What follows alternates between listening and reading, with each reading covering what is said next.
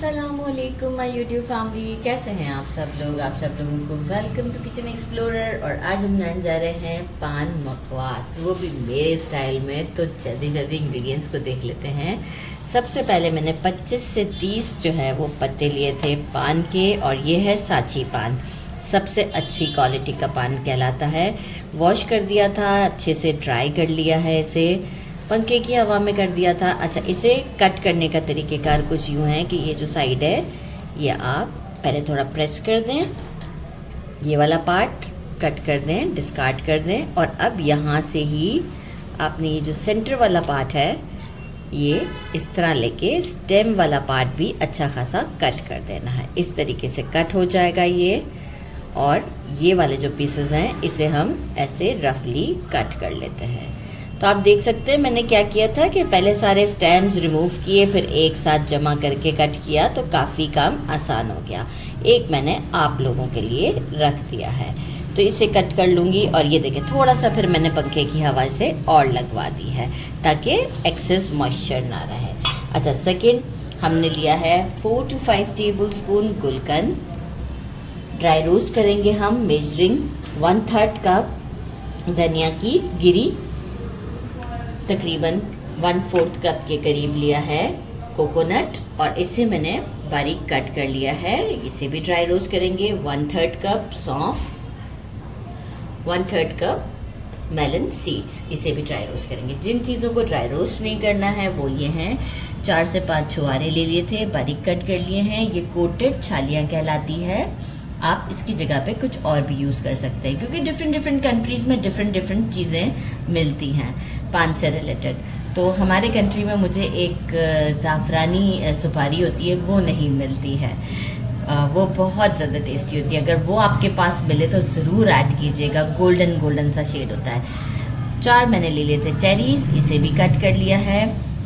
1/3 cup desiccated coconut, इसे कहा जाता है मिंट। मिंट के साथ जो होता है डेट्स होती हैं, ये वो होती हैं। इसकी एक डब्बी आती है जो कि मेरे बचपन से इसका नाम नजमा ही चला है। तो ये बड़ी अच्छी और स्वीट और मिंटेड होती है। तो ये मैंने डाली है तकरीबन 1.5 टेबल स्पून के करीब। टूटी फ्रूटी ये हमने लिए हैं तकरीबन 1/4 कप के करीब। मेजरिंग 1/2 कप कलर्ड वाली सौंफ, जो कोटेड होती है सौंफ। और रेजन्स लिए हैं, इसे भी सेंटर से कट कर दिया है, ये भी अराउंड 3 टेबल स्पून के करीब है। और इलायची पाउडर यूज़ करेंगे 1/2 टीस्पून। तो चलिए जी, हम चलते हैं, पहले ड्राई रोस्ट करते हैं, उन चीज़ों को ठंडा करते हैं, इसके बाद अच्छा सा मिक्स देते हैं। एक कढ़ाई ले ली है और इसमें हम डाल देते हैं धनिया की गिरी, इसे ड्राई रोस्ट करते हैं। अच्छा, सबको सेपरेटली करेंगे क्योंकि सबका टेम्परेचर जो है वो चेंज होता है। सौंफ को थोड़ा टाइम लगता है, धनिया की गिरी को कम लगता है, कोकोनट को सबसे ज़्यादा कम लगता है टाइम। तो इसे हम देंगे बस 2 से 3 minute medium to low flame पर। अच्छा, सौंफ को भी मैंने इसी तरीके से ड्राई रोस्ट कर लिया है, इसे भी सेपरेट कर देते हैं। और अब जो है वो हम डाल देते हैं मेलन सीड्स। मेलन सीड्स को करने के बाद हम क्या करेंगे, फ्लेम को बंद कर देंगे, फिर हम कोकोनट को डालेंगे। तो बस फिर कोकोनट को तो फ्लेम बंद करने के बाद लाइट गोल्डन सा शेड आ जाएगा, तो वो मैं आपको डायरेक्ट ही बता दूंगी कि मैंने कर दिया है। बस मेलन सीड डालते हैं, इसे भी 2 से 3 मिनट के लिए भूनते हैं, और इसके बाद सब चीज़ों को ठंडा कर देंगे। देखिए, कोकोनट को डालते के साथ ही फ्लेम को कर दिया है ऑफ। अब मैं इसे इसी में ही चलाती रहूँगी 1 से 2 मिनट, तो इसका परफेक्ट शेड आ जाएगा और जो है वो ये खुशबूदार से हो जाएंगे। वरना क्या होता है कि जल जाते हैं, तो फ्लेम को ऑफ कर दिया करें। Time to mix. ये सारे जो मैंने ट्रे में इंग्रेडिएंट्स बताए थे ये सब हम इसमें डाल देते हैं। अच्छा, कुछ लोग इसमें जो है वो लौंग को भी पसंद करते हैं, थोड़ा सा हम लौंग को भी कूट कर डाल सकते हैं, 1 से 2, लेकिन मुझे नहीं पसंद है, मुझे बस इलायची, वो भी थोड़ा सा कम। ये ड्राई रोस्ट किया, सारा मिक्स कर दिया है। कोकोनट को भी ले आते हैं, कोकोनट भी हमने रेडी कर लिया है।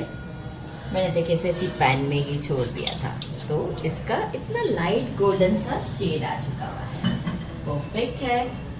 गुलकंद ऐड करते हैं। अच्छा, मेक श्योर के हैंड्स आप ग्लव्स पहन लें तो ज़्यादा अच्छा है। नहीं तो बहुत अच्छे से वॉश कर लें।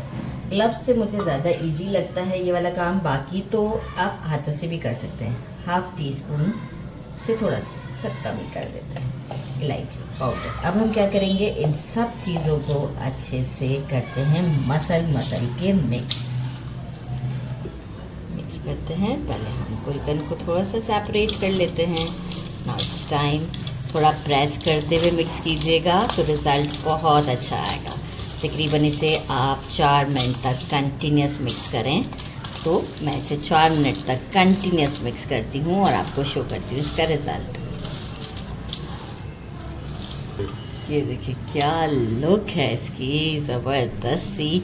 तो बस इसे करती हूँ एक अच्छे से बोल में सेट और आपको टेस्ट कर कर बताती हूँ। अच्छा, इसे रखने का तरीक़ेकार कुछ यूँ है कि आप इसे किसी भी एयर टाइट कंटेनर में डालकर फ्रिज में रख सकते हैं। 10 डेज़ तक इसकी लाइफ है। मेरे घर में तो मुझे नहीं लगता कि 10 डेज़ तक इसकी लाइफ रहेगी, 2 डेज़ में ही खा लिया जाएगा।